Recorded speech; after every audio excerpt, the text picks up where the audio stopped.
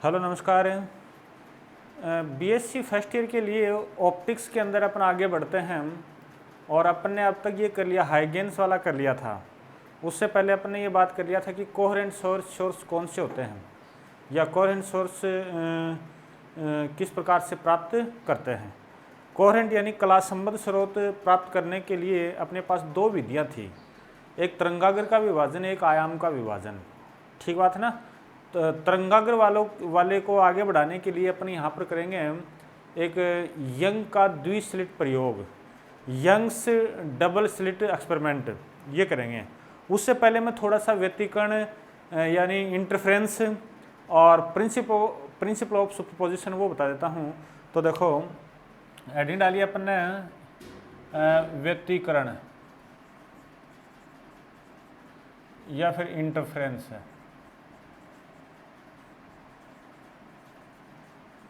अब देखो my dear students, वहाँ पे अपने 12th में पढ़ा हुआ आपका 12th के अंदर क्या था कि जब दो प्रकाश की तरंगें, जैसे एक तरंग ये है और एक तरंग ये है, ठीक है।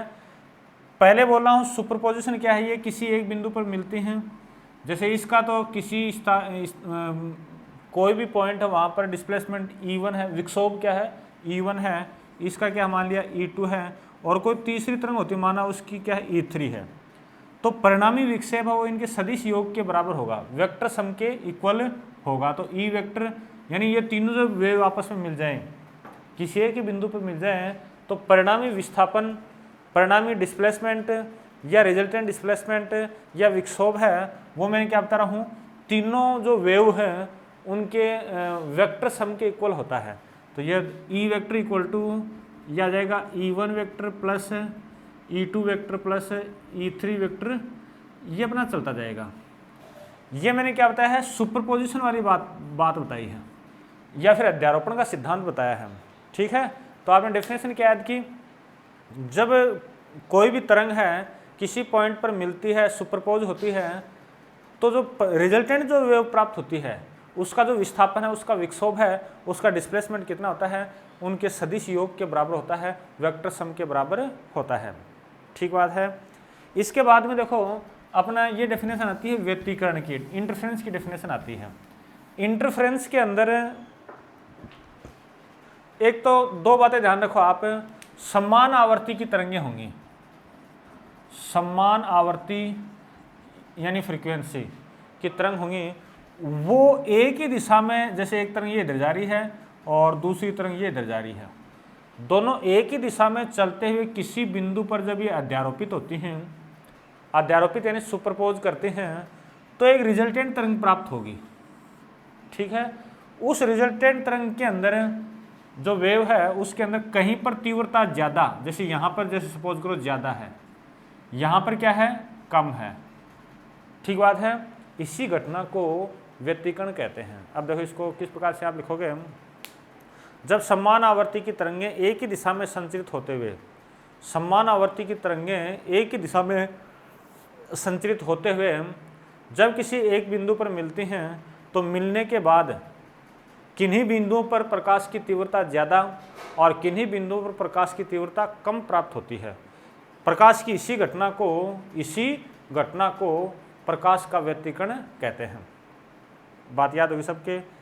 आपने क्या सीखा कि जो फ्रीक्वेंसी वो सेम है और जो वेव का प्रोपगेशन है वो सेम डायरेक्शन में है, फिर वो किसी एक पॉइंट पर सुपरपोज करते हैं, सुपरपोज करने के बाद में कहीं पर लाइट की इंटेंसिटी ज़्यादा और कहीं पर लाइट की इंटेंसिटी कम प्राप्त होती है।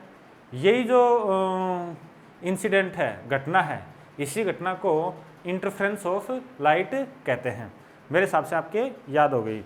इसके बाद देखो अपन बात करते हैं, ये जो इंटरफ्रेंस है आपका पढ़ा हुआ है दो प्रकार का होता है, एक तो डिस्ट्रक्टिव एक कंस्ट्रक्टिव, यानी एक तो होता है अपना विनाशी व्यतिकरण, एक होता है संपोषी व्यतिकरण। विनाशी व्यतिकरण के अंदर तीव्रता और आयाम, इंटेंसिटी और एम्पलीट्यूड दोनों कम होते हैं, बहुत ही कम, मिनिमम होते हैं, शून्य होते हैं। इसके बाद में जो कंस्ट्रक्टिव था, संपोषी व्यतिकरण जो है उसके अंदर प्रकाश की तीव्रता, light intensity and amplitude both are maximum, बात याद होगी सबके। यानी प्रकाश की तीव्रता और आयाम दोनों ही क्या होते हैं, अधिकतम होते हैं, ये भी याद हो गया। फिर बाद में व्यतिकरण के लिए आवश्यक शर्त हैं, ये थोड़ा ध्यान रखो। मैं आवश्यक शर्तों के अंदर ये पिछले साल की पढ़ी हुई होगी आपकी, एक दो बातें लिखूंगा जो कि काम की हैं, हर कहीं पे काम में आती हैं अपनी।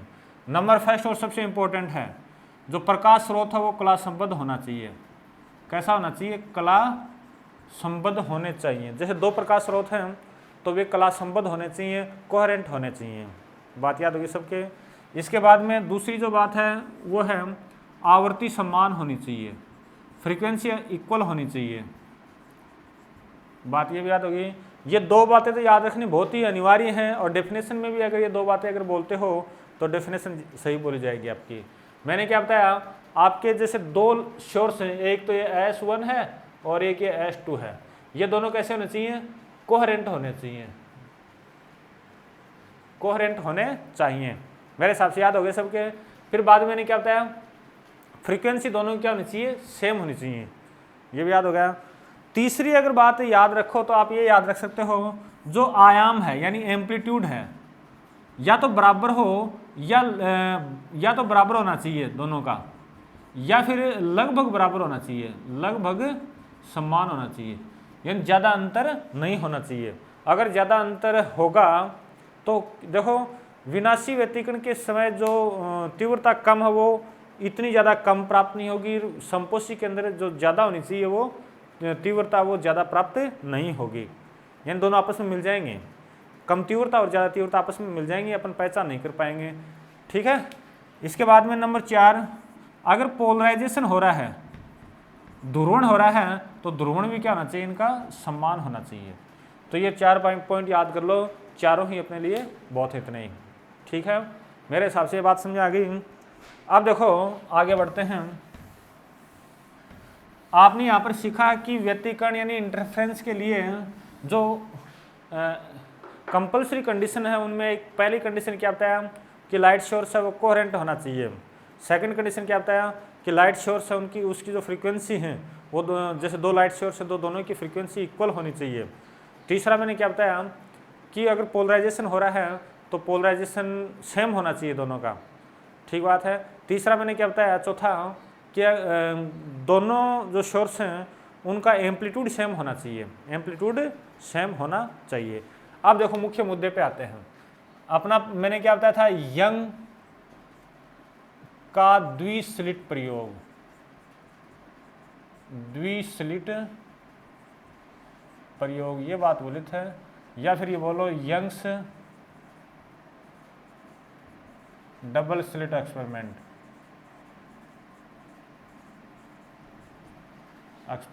और ये आपका क्या हुआ, तो इतने ज़्यादा टाइम नहीं लेंगे।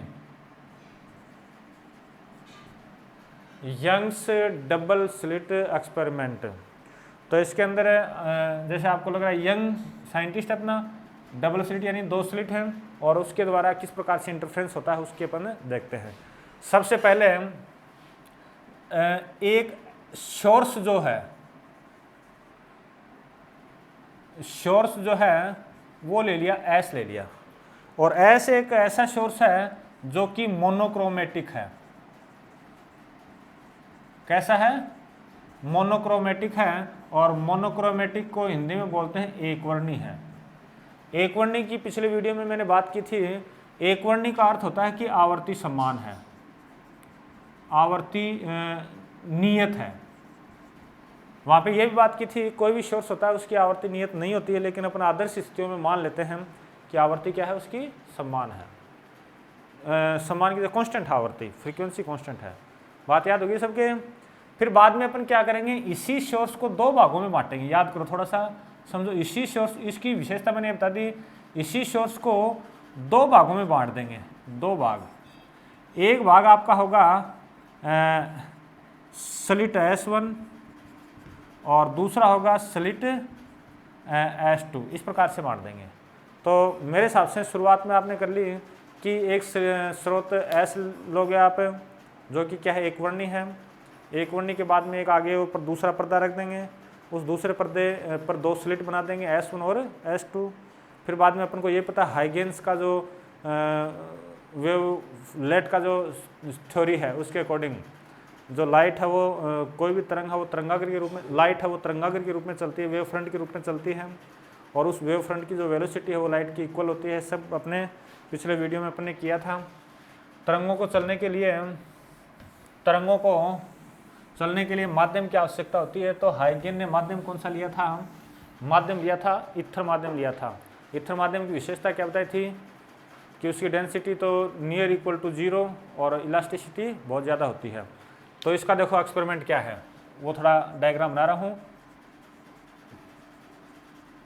एक्सपेरिमेंट के अंदर ये तो आपने एक ले लिया, एक सेकंड, डायग्राम स्लिट एस ले ली, इसके सामने एक पर्दा ये कर दिया, इससे समान दूरी पर यहाँ कर देता हूँ एक, तो ये स्लिट आपकी S1 है, इससे समान दूरी पर, थोड़ा सा टेढ़ा नहीं होना चाहिए भैया, एक मिनट,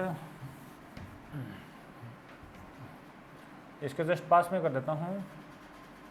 इसे समान दूरी पर ये आपने S1 ये कर दिया और दूसरी स्लिट ये आपने क्या कर दी, S2 कर दी। बात क्लियर होगी सबके? इसके बाद में आपको देखो ये पता है कि यहाँ से जब लाइट निकलेगी तो ये तरंगाकार के रूप में यूँ चलेगी, ये यूँ चलेगी, ठीक है। यहाँ पर एक टाइप जो डॉट है, जैसे आपने अपनी वेव को आपने यूँ पढ़ा होगा कि वेव यूँ चलती है, ठीक है ना। तो अगर इंग्लिश में अगर मैं बोलता हूँ तो ये तो आपका ट्रफ है, यानी गर्त है, और ये आपका क्रेस्ट है, ठीक है ना, यानी ये आपका सरंग है, और ये मैंने क्या बताया, गर्त बताया। तो यहाँ पर शो करने के लिए, यहाँ पे देखो थोड़ा सा ट्रफ को शो करने के लिए, जैसे मैं मान लो डॉट काम में ले रहा हूँ, क्या काम में ले रहा हूँ, डॉटेड लाइन काम में ले रहा हूँ, और इस सरंग यानी क्रेस्ट को शो करने के लिए मैं ये लाइन काम में ले रहा हूँ। तो आप यूँ समझना है दो टाइप का, इसका मतलब क्या है, एक तो इनमें सरंग है और एक क्या है, गर्त है। बात समझ में आ गई सबके? फिर जैसे ही ये तरंगाग्र चलते जाएंगे, यहाँ चलते जाएंगे, हाइगेन की द्वितीय तरंगिकाओं का सिद्धांत क्या कहता है कि यहाँ पहुँचेगा तो ये भी नए स्रोत की भांति व्यवहार करेंगे। भाई S1 और S2 हैं दोनों, देखो वहाँ पे ये लिखा था कि तरंगाग्र पर प्रत्येक बिंदु नए स्रोत की भांति व्यवहार करता है। तो जैसे ये तरंगाग्र यहाँ पहुँचेगा तो ये नए स्रोत की भांति व्यवहार करेंगे, और नए स्रोत की भांति व्यवहार करेंगे तो इनसे भी देखो क्या होगा। चलो इसको और आगे बढ़ाता हूँ थोड़ा। इनसे भी जो लाइट है ये यूँ निकलेगी, तरंगाग्र यूँ निकलेगी, ये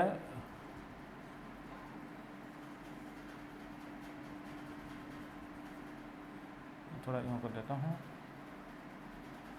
ये आधा ही कर रहा हूँ भाई।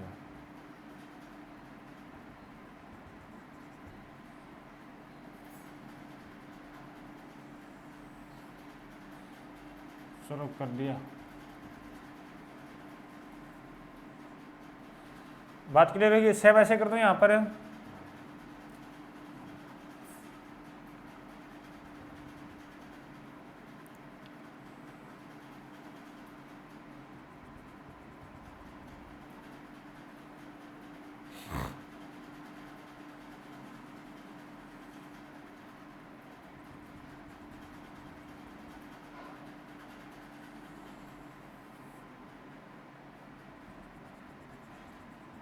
देखो इनका कोई वैसे लिमिट नहीं है। इसके सामने ये रख देते हैं पर्दा, सामने क्या रखा, पर्दा रखा, पर्दा या स्क्रीन बोल दो, ये आपकी स्क्रीन है। अब लाइन सुनना एक मिनट के लिए। पहले तो ये थोड़ा दिमाग लगाओ, ये इतनी बात तो समझ आ गई क्या? कुछ भी नहीं किया। देखो बोलने के लिए मैं कितनी बार बोलूँ कि ये तो आपका सोर्स है, यहाँ पर एक स्लिट है, तो इसके रूप में सोर्स यहाँ से वेव फ्रंट चल रहे हैं। फिर जैसे ये वेव फ्रंट S1 और S2 पहुँचेंगे तो यहाँ ये नए सोर्स की तरह व्यवहार करेंगे, तो यहाँ भी ये वेव फ्रंट निकलेंगे, आगे बढ़ते जा रहे हैं ना। फिर देखो अपन लोग ये जानते हैं जब दो तरंगे हो, चलो यहाँ कर रहा हूँ, एक तरंग तो आपकी यह वेव और एक ये है, ठीक है ना। जब आपके देखो क्रस्ट और क्रेस्ट जब मिलते हैं तो मैक्सिमम तीव्रता प्राप्त होगी, और ट्रफ जब मिलते हैं तो भी आपकी मैक्सिमम तीव्रता प्राप्त होगी। यानी समान कला में जब अध्यारोपण होता है तो मैक्सिमम तीव्रता या आयाम प्राप्त होता है। यानी मैं ये बोल रहा हूँ कि C+C मिलेगा तो मैक्सिमम, और ट्रफ मिलेंगे तो भी आपको मैक्सिमम प्राप्त होगा। लेकिन C और T मिलेंगे तो आपको क्या प्राप्त हो जाएगा, मिनिमम इंटेंसिटी, मिनिमम एम्पलीट्यूड आपको प्राप्त होता है। क्या बात क्लियर होगी सबके? तो देखो अब यहाँ हो, यहाँ जब मैं देखता हूँ तो देखो जैसे सपोज करो यहाँ पर क्या हो रहा है, यहाँ पर ये ट्रफ है और ये क्या है आपका क्रस्ट है, तो मिनिमम तीव्रता हो जाएगी। तो इसको मैं यूँ कर देता हूँ, चलो डॉट लगा दिया।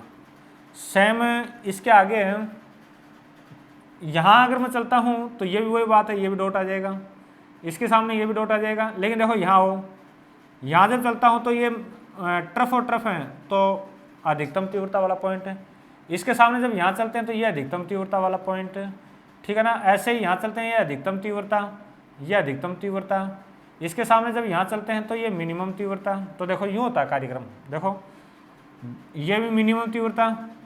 तो इसके जस्ट सामने जब यूँ जाएंगे तो यहाँ पर आपको एक डार्क फ्रिंज प्राप्त होगी। क्या प्राप्त होगी? डार्क पट्टिका प्राप्त होगी। एक बार सुनो, फिर बाद में देखो जब जैसे इसको आगे बढ़ाता